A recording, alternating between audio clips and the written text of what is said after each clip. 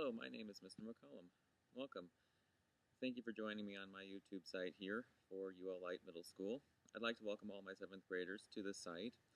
It's a valuable resource that all of us can use in order to find missing assignments, keep track of our grade records, and get an idea of what I expect of you throughout this semester. Now, the purpose of this site is to give everybody a tool to use so that they know what's going on in the class whenever they're absent, among other things. Let's say you have a choir recital or you have a band rehearsal that requires you to be absent from the classroom. Well, you'll have an assignment that we'll probably be doing in there that day that you might need some more explanation about. Therefore, I've made this site so that everybody can come on and take a look at what they might have missed. Now, in addition to that, there are students that might need a second time explanation of the lesson, so therefore, even if you did attend school that day, you might think about coming to this site and viewing the content again, so that way you have a better understanding of what I had said before the second time around. I also welcome parents to come to this site too, so that they can view the things that their children are doing in my class this semester,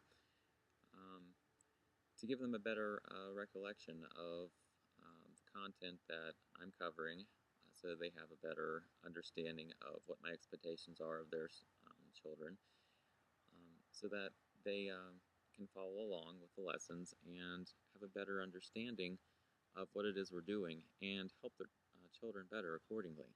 So please, all parents, feel free to use this site as a tool to keep up with your children and their progress here at ULI.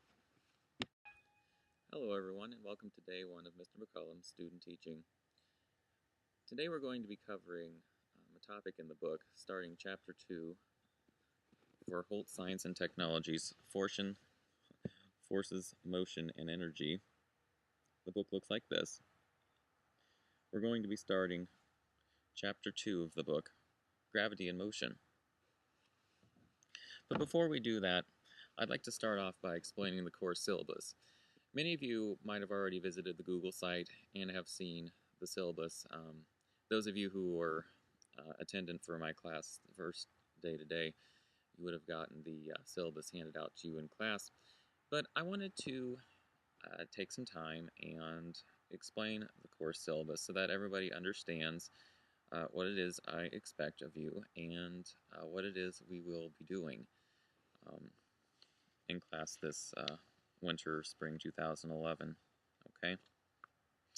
First of all, I'd like everybody to know that the scheduled dates for my student teaching are going to be between January 19th and April 15th, 2011. At that point afterwards, Ms. Dickerson will resume control of her classroom and will continue the chain of events that were on her itinerary for the year previously. So keep that in mind. But the sheet I handed out looked a little bit like this. It was 4 pages, and it starts off saying UL Light Middle School, Mr. McCollum, 7th grade science class, winter, spring 2011. Some contact information to be aware of. I'm not going to disclose that in a YouTube video just because of privacy and concerns for those types of things. But do visit the Google website that I made for the actual material, and it's located at http://sites.google.com/site/Mr. McCollum's. So, Mr. McCollum with an S. So, I'll try to embed a little URL into the video. But let's start off with reading the actual syllabus so that we can get a perspective of what we're doing, okay? So, science is possibly the most important discipline that a student will ever encounter in his or her education. Whether we're aware of it or not, we use science in our everyday lives. Everything from opening a door to holding a pencil in our hands is all possible thanks to the precision of the people that made such items. Every course that you, as students, take at UL Light Middle School uses some form of science. Writing is a carefully skilled application that uses a certain sequence of printed characters that provides a visual interpretation of thoughts, feelings, and ideas onto a recordable medium. For example, we write stories on paper sometimes. Without a scientific process, no one could form such a story on paper. In mathematics, we work with many series of integers or fractions, decimals of integers. Manipulating numbers together, we can arrive at a definitive quantitative conclusion. That is, we get a number about two or more variables we might be trying to place together. In this respect, science is full of math, and similarly, math then is full of science. So from the art that you draw, to the features on a world map that you identify, to the instruments you play, to the songs that you sing, you are always using some form of science. So what does that mean? Well, in your everyday life, you're going to be using science, no matter what you do. From the time that you wake up till the time that you go to bed, you'll be using some type of procedure, some type of process in your ways of thinking and the ways of doing. Science is, like I said, possibly the most important aspect of your life, and everybody should be aware of the importance of science and be able to superimpose it into everything that they use in their everyday lives. Alright, enough said. So let me get to the actual expectations of my syllabus here. Now, some of the things that you can expect from me. I will be on time, on task, and ready to instruct the class.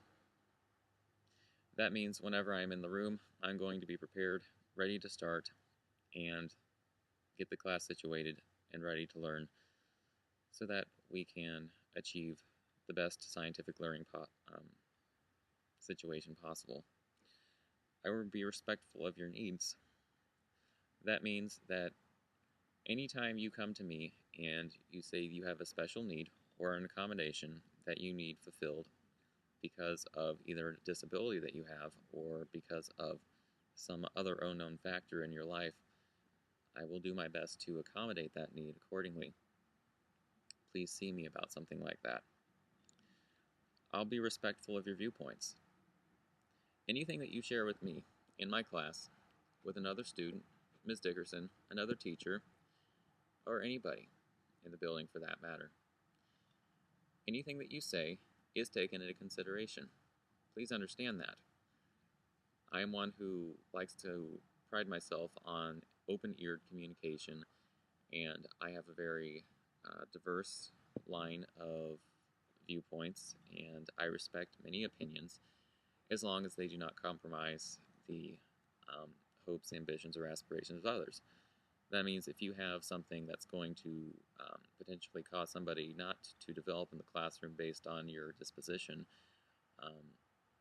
I'm probably not going to consider your thought because of the way that your communication might affect another person's learning. But always ask, and I will always be accepting of your ideas and what you have to share in my class. Fourth and foremost, I won't hesitate to issue disciplinary actions whenever they are needed.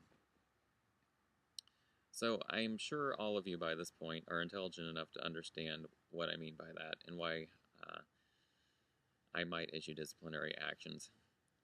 If you take a look through your academic planner, it gives a whole list of policies, procedures, and expectations from the administrative level of the Barberton City School District. We all need to be aware of there are rules, there are expectations. I said in the classroom, we need to understand that there are things that we can't do, and there are things we can do in the classroom. So I hope everybody is aware of classroom behavioral problems and the steps I will take in order to ensure that everybody has a safe and effective learning environment. Please keep that in mind. So what I expect from you: be in your seat when the bell rings. I think everybody pretty much knows what that means. We hear the sound of the bell. Please be seated and be ready to learn. Have your book, something to write with, and your binders out on your table, unless told otherwise. Don't ask your teacher, do I need my book today? Just always assume that you will.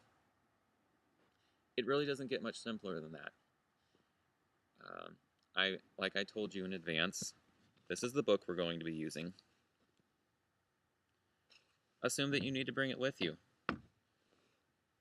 I know it's kind of a setback to have to carry a book around with you from class to class and from place to place, but my expectations are such that you will have your book and you will use it when you need it.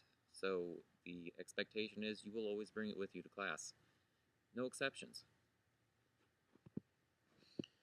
When my mouth is moving, yours is not. Everybody kind of got an idea of this last semester whenever I would talk and some other people would start talking. I would stand and wait. That takes up valuable class time from other people. Those people who want to learn in my classroom, it's not fair to those people who want to hear what I have to say. Alright? If you don't want to hear what I have to say, that's fine.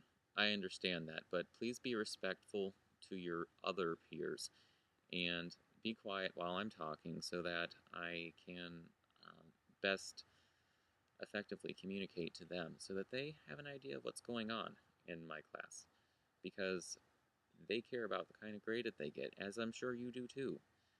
But be aware of that.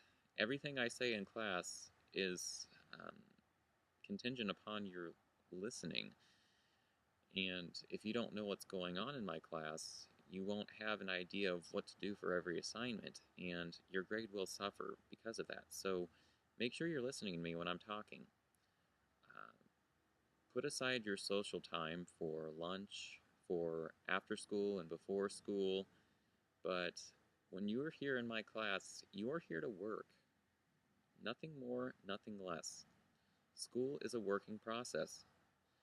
It's not a pleasant way to explain that, but that's the best way I can put it. When you are here, you are expected to listen and expected to work. That's it. In addition to my rules, you must continue to follow all rules set forth by Ms. Dickerson. We all know about the rules that she set forth in class. I don't need to repeat them. Just follow them. Be respectful to yourself. When I say be respectful to yourself, what do you think I mean by that? Pause the video for a minute and try to think of an answer. Be respectful to others. I pretty much just covered that about the whole listening thing and following rules. Last and certainly not least, turn in all your work. I don't know how many problems I had with this last semester where I had to make phone calls, I had to keep people before school. We eventually had to issue Thursday school detentions and made you stay here at school for 2 hours getting you to work. I don't like doing that. It's not fun, and in a sense, it's really not necessarily fair, but you need to understand as students my position whenever you don't turn in your assignments. I am contractually obligated as a teacher based on the standards that the state and the federal government sets forth upon us, that we have to ensure that you're doing your work and that you are getting a good grade. Because if you are not getting a good grade, we as teachers are not doing our part. In a sense, we have failed you, not just by giving you an F, but we failed you in many other ways. We've taught you not to be responsible, and that's not something I'm going to do. My policy set forth will be to ensure your responsibility in my classroom. Please be advised of the disciplinary policy I have in effect, okay? Now, I'm going to kind of take a little bit of a different approach to my disciplinary policy, okay? Just because I don't want to grind